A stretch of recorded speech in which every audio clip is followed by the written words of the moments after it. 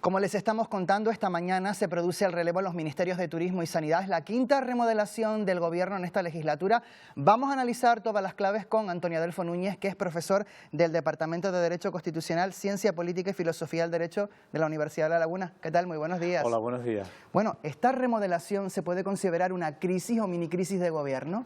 En realidad no. Estamos haciendo uso de un término tal vez desproporcionado, porque la idea de crisis de gobierno siempre conlleva un cambio, ¿no? Un cambio por lo general generado por algo abrupto, por una disrupción, por un conflicto, por una crisis en el sentido más lato de la palabra, y esto no es lo que ha ocurrido aquí. Tendríamos que hablar más bien, si aplicáramos los términos adecuadamente, de una remodelación, y además de una remodelación obligada, porque dos de las personas que han sido cesadas, concurren a las elecciones. Podríamos hablar de crisis si esta necesaria remodelación hubiera generado otros cambios. Eso ha ocurrido en alguna otra ocasión, ocurre en otros gobiernos, que se aprovecha una circunstancia determinada, ¿no? Como esta, para generar algunos cambios más. Pero no es el caso. Por lo tanto, yo no hablaría realmente en sentido estricto de una crisis de gobierno. Habla usted de que es una remodelación obligada por la presentación de las candidaturas de Reyes Maroto y Carolina Darias. ¿Cuáles suelen ser los motivos más habituales que se han vivido a lo largo de la historia democrática de nuestro país para esas remodelaciones más profundas como tal? Sí, bueno, las remodelaciones profundas se han realizado siempre a partir o partiendo de una remodelación necesaria. Cuando alguien, por alguna circunstancia personal, por ejemplo, dejaba el cargo, o se había producido una crisis importante dentro de un ministerio, ¿no? o se veía por parte del presidente la necesidad de realizar el cambio, pero no quería marcar demasiado a esa persona o asumir esa responsabilidad tan grande, pues la compartía o de algún modo, en alguna medida, aprovechaba la circunstancia. Esto es a la inversa lo que está ocurriendo ahora. Ahora mismo lo que se detecta con esta mini crisis, vamos a llamarla así, de gobierno, es que en realidad el presidente tiene claro que ha de continuar y quiere continuar con el gobierno que tenemos de coalición, porque esa es la realidad. Nadie en el gobierno quiere salir de él. Incluso en los momentos más difíciles, y en los últimos tiempos los hemos vivido, de desacuerdos dentro de los dos grupos, de los dos partidos que conforman el gobierno, ni siquiera en ese caso nadie ha querido irse, ni nadie siquiera ha advertido o amenazado con la posibilidad de marcharse o con la posibilidad, en la potestad del gobierno, de cambiar a esos ministros, ¿no? En toda esta legislatura y en parte de la anterior, los cambios que se han producido siempre han sido en la parte del gobierno, de ministros del Partido Socialista, y nunca jamás se ha tocado a la otra parte del gobierno. Y esa es la táctica y la estrategia que va a mantener el presidente, y parece que eso lo tiene muy claro. Precisamente por eso le quería preguntar, ¿hubiese sido oportuno desde el punto de vista sobre todo electoral, teniendo en cuenta que tenemos las elecciones autonómicas y locales en mayo, a finales de año se presupone que las generales, ¿hubiese sido oportuno que Sánchez hubiese hecho más cambios al margen de turismo y sanidad?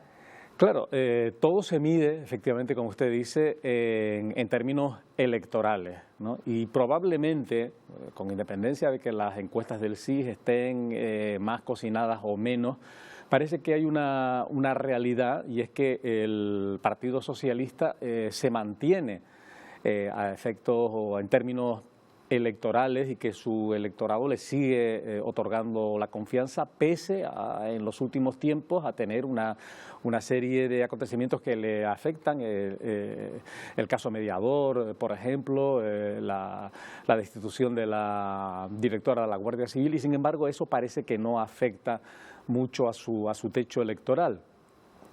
Por tanto, además, en la previsión de que, digamos, esos resultados electorales tampoco le van a permitir gobernar en solitario en un futuro, pues parece que romper o hacer una ruptura completa con la coalición actual tampoco le sería conveniente. Es decir, que ese modus vivendi en el que casi en algún momento hay dos gobiernos en uno, es lo que ha permitido el sobrevivir políticamente y es lo que determina la situación actual.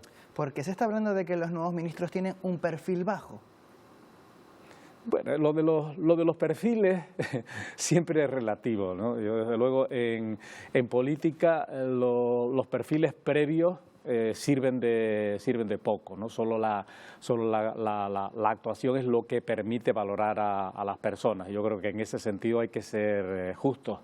Bueno, en el caso del ministro canario, bueno, hay quien dice que es un guiño a Canarias. Bueno, puede serlo, no estamos en la cabeza del... Sale una ministra canaria, entra un ministro canario. Pero en cualquier caso, bueno, será cuestión de oportunidad, pero también hay que decirlo, es una persona que no desconoce el campo en el que entra, sobre todo en la parte del turismo, tiene experiencia probada. En el caso de Miñones, poco sabemos de él fuera de Galicia, que era delegado del gobierno, y que también se prevé que hay alguna posibilidad de que se pretenda realzar su figura de cara a unas elecciones en Galicia. Bueno, el perfil bajo, verdad, no son figuras relevantes. Bueno, tal vez Héctor Gómez tuvo sus momentos de gloria como portavoz y también es puede ser una suerte de premio a una persona que es lo que solemos decir en política un animal de partido, una persona muy disciplinada al servicio del partido y donde realmente, pues me imagino que para él tuvo que ser un golpe fuerte pasar de estar en el primer lugar en el Parlamento como portavoz del grupo mayoritario a dejar de serlo, ¿no? Pero bueno, podríamos decir que sí, que es un perfil bajo, no son grandes figuras, pero tampoco son grandes figuras. Y algunos incluso a veces hasta no recordamos su nombre, los que están en el gobierno, salvo muy contados casos. Quizá esta designación, hablamos de perfiles quizás un poco más bajos de lo habitual, es también con la intención del presidente Sánchez de que esta remodelación en cierta medida pase un poco desapercibida, que no sea muy mediática. Sí, también, porque desde el primer momento, además el presidente hace unos pocos días, cuando se preveía que más o menos que en esta fecha se iba a producir el cambio, dejó caer que a lo mejor prolongaba hasta el máximo, hasta la próxima, sí, hasta la próxima semana, creo. Realmente sí, determina que no le quiere dar mucha importancia, que ni siquiera le quiere dar la entidad, que realmente, como dije al principio, no la tiene, de una crisis, sino de una remodelación necesaria por la concurrencia a las elecciones de Maroto y de Darias. Y una última cuestión muy breve. 5 remodelaciones que ha cometido el presidente Sánchez en esta legislatura. ¿Esto es habitual, este número de renovaciones dentro de un ejecutivo en una misma legislatura? Bueno, depende de qué ejecutivo hablemos y de qué países hablemos, ¿no? Ahora estaba recordando un país con el que tengo mucha conexión y que conozco bien, como es el caso de Perú, ¿no? Donde, bueno, la media no digo de un ministro, sino hasta de los presidentes de gobierno es de apenas 6 meses y que hay ministros que tienen apenas una duración de 1 mes o 2 meses. Pero bueno, en circunstancias, digamos, por así decirlo, más normalizadas y habituales, no es extraño. Bueno, tenemos el caso de Italia también con una tradición que se ha apaciguado en los últimos años, pero donde también había remodelaciones constantes de los gobiernos. En el caso de los gobiernos de Sánchez se produjeron algunos cambios al principio obligados y además con ministros que duraron poquísimo y luego la situación se ha temperado mucho y digamos que estamos en la normalidad.